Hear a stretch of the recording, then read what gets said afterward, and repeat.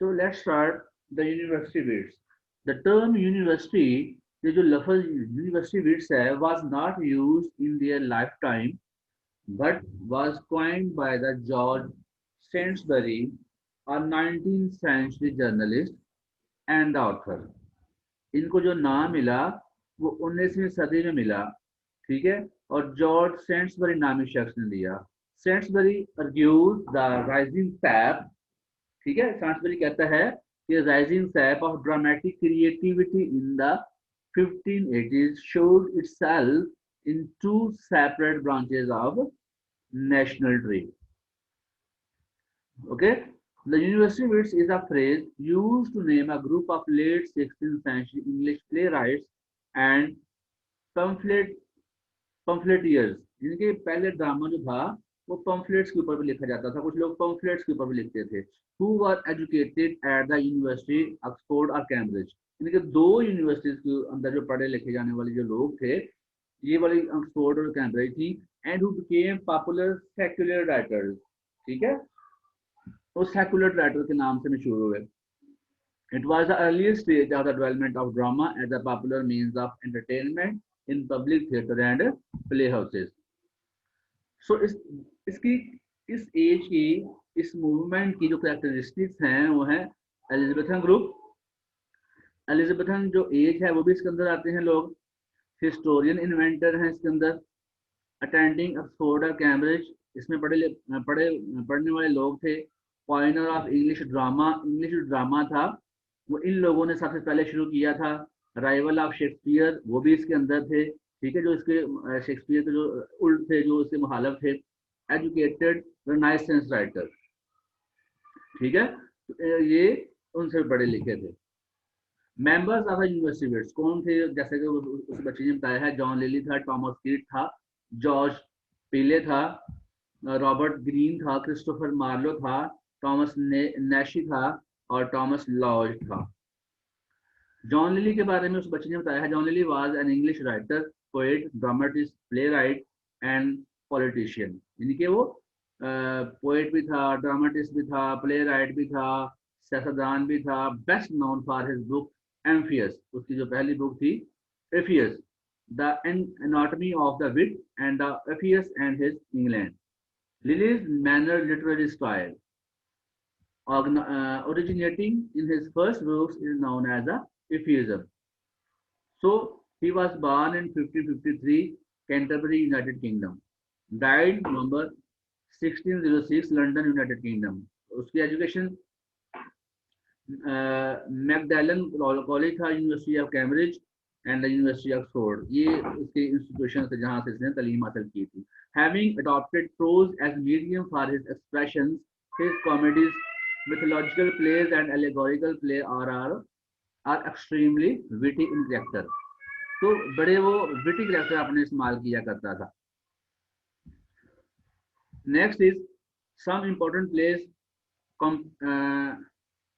Campaspe, Endymion, The Man on the Moon, Sappho and Phao, Galatea, Midas, The Woman on the Moon, Love's Metamorphosis, Mother Bombay. Christopher Marlowe, one of the most famous writers and one of the best writers of English drama, and he's also my favorite. Christopher Marlowe was an English playwright, poet, and translator of the Elizabethan era.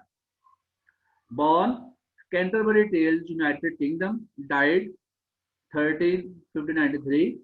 Deptford, United Kingdom. Education, University of Cambridge, the King's School, Canterbury, the Corpus Christi College, Cambridge.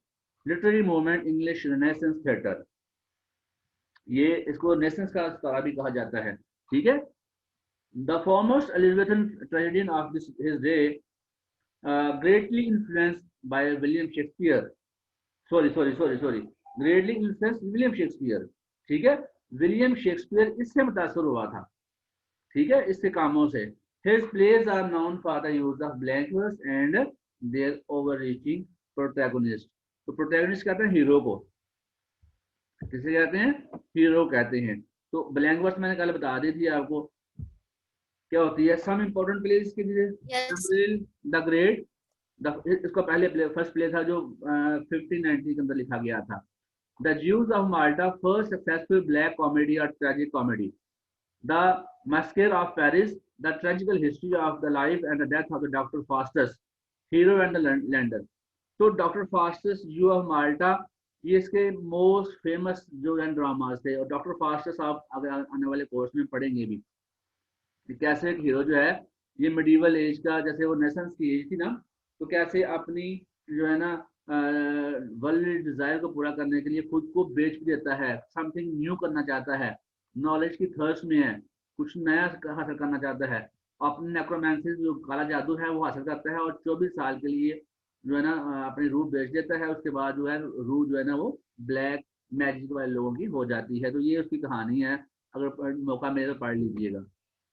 Next George पीले है। George पीले was an English translator, poet, and dramatist who is most noted for his supposed but not universally accepted collaboration with William Shakespeare on the play Titus Andronicus.